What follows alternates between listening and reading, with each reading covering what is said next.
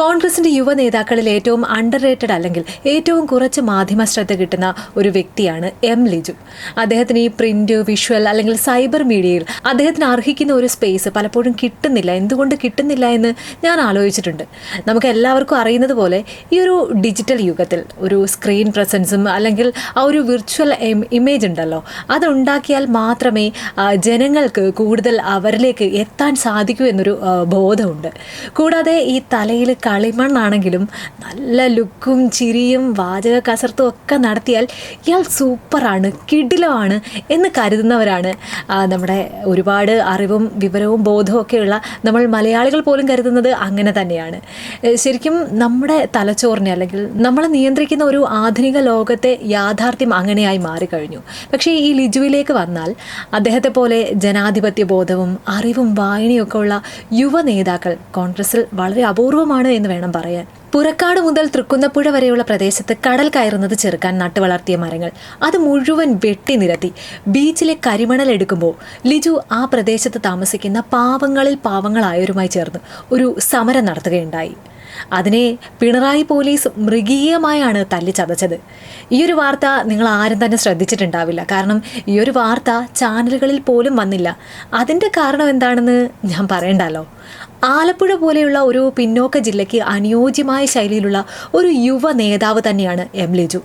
ആലപ്പുഴ എന്ന് എടുത്തു പറയാൻ കാരണം എന്താണെന്നറിയോ? ആ ജില്ലയിലെ കടലോരങ്ങളിൽ വറുതിയാണ്. കരിമണൽ ഖനനം മൂലമുണ്ടാകുന്ന എക്കോളജിക്കൽ ഡാമേജ് അവിടെ താമസിക്കുന്നവർക്ക് മാത്രം മനസ്സിലാകുന്ന ഒരു കാര്യമാണ്. ഓരോ മൺസൂണിന് ശേഷവും കടൽ കയറി അവരുടെ കിടപ്പാടം പോലും നഷ്ടമാകുന്ന അല്ലെങ്കിൽ അസംഘടിതരായ ജാതിയുടെയോ മതത്തിൻ്റെയോ മേലധ്യക്ഷന്മാർ ഗർജിക്കാനും വിലപേശാനും ഒന്നുമില്ലാത്ത പാവങ്ങളുടെ പ്രശ്നങ്ങൾ ഈ ലിജുവിനെ പോലെ ഒരാളെങ്കിലും ശ്രദ്ധിക്കുന്നു എന്നതുകൊണ്ട് തന്നെ അയാൾ വളരെ വ്യത്യസ്തനായ ഒരു രാഷ്ട്രീയക്കാരനാണെന്ന് എനിക്ക് അഭിപ്രായമുണ്ട്. കഴിഞ്ഞ ദിവസം ഒരു പ്രസംഗത്തിനിടയിൽ സ്ഥിരമായി തോൽക്കുന്ന ഒരാളെന്ന ആക്ഷേപം സഹിക്കാനാവുന്നില്ല എന്ന് വളരെ വികാരാധിതനായി അദ്ദേഹം പ്രസംഗിച്ചിരുന്നു. ആ പ്രസംഗത്തിന് ഒരുപാട് പേര് ട്രോളുന്നത് കണ്ടു, ജയിക്കിനെ വെച്ച് താരതമ്യം ചെയ്യുന്നതും കണ്ടു. എന്തു പറയാനാണെന്നാണ് എനിക്ക് തോന്നിയത്.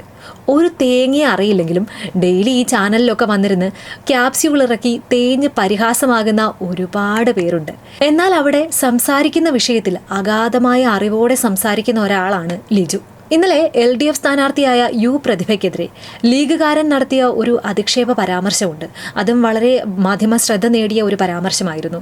പക്ഷേ ലിജു അവിടെ അദ്ദേഹത്തെ തള്ളി പറഞ്ഞത് നോക്കുക. ഒരു കാര്യം ശ്രദ്ധിക്കുക, ലിജു ഖേദമല്ല അവിടെ പ്രകടിപ്പിച്ചത്, മാപ്പ് ചോദിക്കുകയാണ് ചെയ്തത്. ഖേദം പ്രകടിപ്പിക്കൽ എന്ന് പറയുന്നത് മാപ്പ് ചോദിക്കലിന് തുല്യമല്ല എന്ന് നാം ആരും ചിന്തിക്കാറില്ല.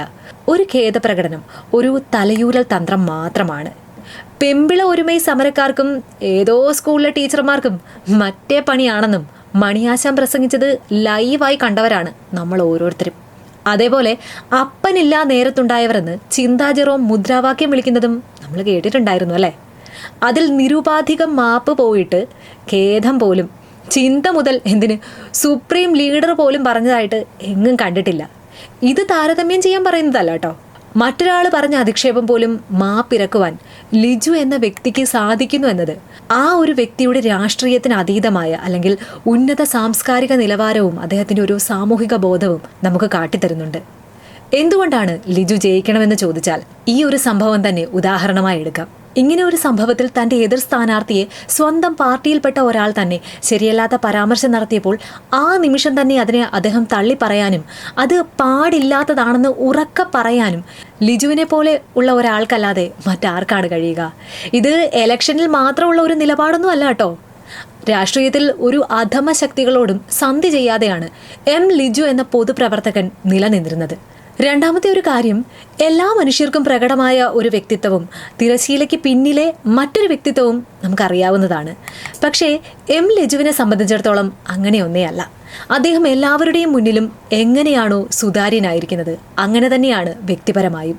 മൂന്നാമത്തെ ഒരു പ്രധാന കാരണമെന്ന് പറയുന്നത് പാർട്ടി അധികാരത്തിൽ വന്ന കോൺഗ്രസ് പാർട്ടി തിളക്കമാർന്ന വിജയം നേടിയ കഴിഞ്ഞ പാർലമെന്റ് തെരഞ്ഞെടുപ്പിലും തദ്ദേശ സ്വയംഭരണ സ്ഥാപന തെരഞ്ഞെടുപ്പിലും എം ലിജു എന്ന കോൺഗ്രസ്സുകാരൻ്റെ കഠിനാധ്വാനം വളരെ അധികം ഉണ്ടായിരുന്നു.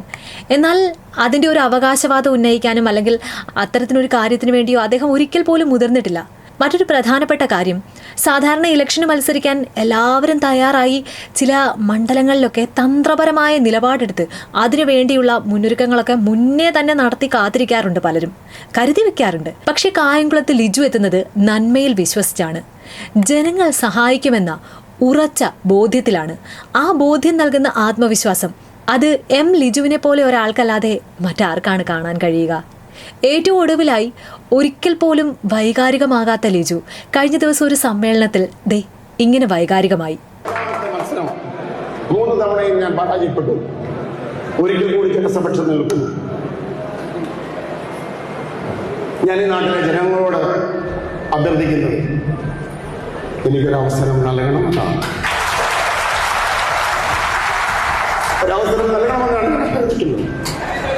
ഈ നാടിനെ സേവിക്കുവാൻ ഒരു പൊതുപ്രവർത്തകൻ എന്ന നിലയിൽ കൂടുതൽ കാര്യക്ഷമതയോ വികസന പ്രശ്നങ്ങളെ മനസ്സിലാക്കുക, ദുരിതം അനുഭവിക്കുന്ന മനുഷ്യരെ തേടിയെത്തി അവരോടൊപ്പം നിന്ന് അവരുടെ കണ്ണീരൊപ്പുവാൻ, അതാണ് എം ലിജു ഈ തെരഞ്ഞെടുപ്പിൽ ഞാൻ ആഗ്രഹിക്കുന്ന ഒരേ ഒരു കാര്യം. അതാണ് എന്ന് പറയാൻ ഞാൻ ആഗ്രഹിക്കുന്നു. ഇത്തവണ എനിക്കൊരവസരം നൽകുക. കായംകുളത്തിൻ്റെ ജനതയോ കേരളത്തിൻ്റെ പൊതുരാഷ്ട്രീയത്തോട് പറയാൻ ഞാൻ ആഗ്രഹിക്കുന്നു. അതിനപ്പുറത്ത് അധികാരത്തിൻ്റെ ശീതള ഛായയോ അല്ലെങ്കിൽ ഗോപുര സിംഹാസനങ്ങളുടെ ആകർഷണീയതയോ അല്ല എന്നെ മുന്നോട്ട് നയിക്കുമെന്ന് പറയാൻ ഞാൻ ആഗ്രഹിക്കുന്നു. വിനീതനായി നിങ്ങളുടെ കരുണയ്ക്കായി അല്ലെങ്കിൽ നിങ്ങളുടെ അംഗീകാരത്തിനായി നിൽക്കുമെന്ന് മാത്രം പറയുന്നു. നിർത്തട്ടെ. ജയിക്കും. അതിന്റെ കാരണം മറ്റൊന്നുമല്ല, തെരഞ്ഞെടുപ്പിൽ ജയിക്കുന്നത് ഒരാളിന്റെ രാഷ്ട്രീയ സത്യസന്ധതയുടെ അളവുകോലല്ല. പലപ്പോഴും ഏത് മാർഗത്തിലൂടെയും ജയിക്കാനുള്ള, അഭിനയിക്കാനുള്ള തന്ത്രപരമായ ഒരു മികവാണ്. ആ മികവ് ലിജു എന്ന നേതാവിനെ ഒരിക്കലും തുണച്ചിട്ടില്ല. എന്നേ കേരള രാഷ്ട്രീയത്തിൽ ഉയർന്നു നിൽക്കേണ്ട ഒരു പേരുകാരൻ തന്നെയാണ് എം ലിജു. തുടർച്ചയായി തൻ്റേതല്ലാത്ത കുറ്റം കൊണ്ട് പരാജയപ്പെടുമ്പോൾ ഒരവസാന ഊഴം എന്ന നിലയിൽ ഒരുപക്ഷെ സ്വന്തം നാട്ടിലേക്ക് മടങ്ങിയെത്തി വീണ്ടും മത്സരിക്കാൻ ഇറങ്ങുമ്പോൾ കൈവിട്ടുപോയ ഒരു മനുഷ്യന്റെ സ്വാഭാവികമായ വികാരമാണിത്. ആ ഒരു വികാരം കായംകുളത്തുകാർ മനസ്സിലാക്കുമെന്ന് തന്നെയാണ് പൊതുവിൽ വിലയിരുത്തപ്പെടുന്നത്.